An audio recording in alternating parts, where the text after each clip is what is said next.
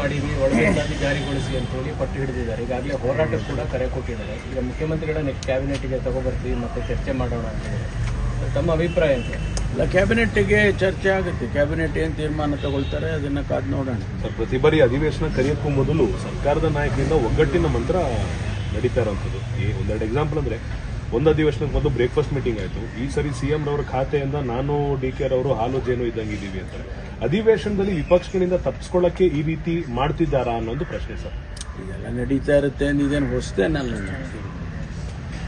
ಪ್ರಜಾಪ್ರಭುತ್ವ ವ್ಯವಸ್ಥೆನಲ್ಲಿ 52ರಿಂದ ಚುನಾವಣೆ ಪ್ರಾರಂಭ ಆದಾಗಿಂದ ಮುಖ್ಯಮಂತ್ರಿಗಳು ಊಟ ಕೊಡ್ತಾರೆ, ತಿಂಡಿ ಕರೀತಾರೆ, ಅಥವಾ ಈ ರೀತಿ ಬೆಳವಣಿಗೆಗಳು ನಡೀತಾನೆ ಇದೆ.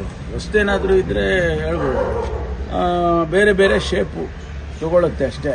ಕೆಲವರು ಡಿನ್ನರ್ ಕರೀತಾರೆ, ಕೆಲವರು ಲಂಚ್ ಕರೀತಾರೆ, ಅದೆಲ್ಲ ನಡೀತಾ ಇರ್ತದೆ. ಅಧ್ಯಕ್ಷರು ಲಂಚ್ ಬಹಳ ಒಳ್ಳೆ ಬೆಳವಣಿಗೆ ಅಲ್ಲ. ಎಲ್ಲ ಒಂದು ಸಂಯಮದಿಂದ ಎಲ್ಲರೂ ಕೂಡ ಇರೋದಕ್ಕೆ ಒಂದು ದಾರಿ. KPC ಅಧ್ಯಕ್ಷರೇ 10ನೇ ತಾರೀಕು ಒಂದು ಡಿನ್ನರ್ ಮೀಟಿಂಗ್ ಕರೆದಿದ್ದಾರೆ. ಅವರು 6 ವರ್ಷ ಪೂರ್ಣ ಆಗ್ತಾ ಇದೆ ಮಾರ್ಚ್ 10ಕ್ಕೆ. ಇದೇನು KPCC ಬಿಡಿ ಮುನ್ಸೂಚನೆನಾ ಅಥವಾ ಏನು ಸರ್? ಅಲ್ಲಲ್ಲ, ಅವರು ಈಗ 6 ವರ್ಷ KPCC ನಡೆಸೋದು ಸುಲಭ ಅಲ್ಲ. ನಾನು ಕೂಡ ಆ ಸ್ಥಾನದಲ್ಲಿ ಇದ್ದವನೇ. ಆದರೆ ಅಷ್ಟು ಸುದೀರ್ಘವಾಗಿ ಅವರು ನಡೆಸಿದ್ದಾರೆ. ಅದಕ್ಕೆ ಒಂದು ಸಂತೋಷದಿಂದ ನಾವು ನೋಡಪ್ಪ ನೀವೆಲ್ಲ ಸಹಕಾರ ಮಾಡಿದ್ರಿ, ಅದಕ್ಕಾಗಿ ನಾನು ನಡೆಸೋಕ್ಕಾಯ್ತು ಅಂತೇಳಿ ಒಂದು ಊಟಕ್ಕೆ ಕರೆಯೋದು ಕೂಡ ನನ್ನ ದೃಷ್ಟಿಯಲ್ಲಿ ಏನು ತಪ್ಪೇನಿಲ್ಲ. ಹೊಸ ನಾಯಕತ್ವ ಬರಬೇಕು, ಅದು ನಡೀತಾನೆ ನೋಡಿ. ನಾವು ಹೇಳದಲ್ಲೇ ಇರಲಿ, ಸಮಯ ಬಂದಾಗ ಅವೆಲ್ಲ ಬದಲಾವಣೆಗಳಾಗ್ತಾನೆ ಇರಲಿ. ಅವ್ರು ಹೇಳಿದ್ದಾರೆ ಸರ್, ಹಳೆ ನೀರು ಹೋಗ್ಲಿ ಹೊಸ ನೀರು ಬರಬೇಕು. ಹೌದು, ಅವ್ರು ಹೇಳಿರೋದು ಸರಿಯಾಗಿ ಹೇಳಿದ್ದಾರೆ ಅವರು. ಅದರಲ್ಲಿ ಏನು ತಪ್ಪಿಲ್ವಲ್ಲ. ನಾವು ಹೊಸ ನಾಯಕತ್ವಗಳನ್ನ ಬೆಳೆಸಬೇಕು ಅನ್ನೋದು ನಮ್ಮ ಪಕ್ಷದ ಅದು ಒಂದು ಕೂಡ ಉದ್ದೇಶ.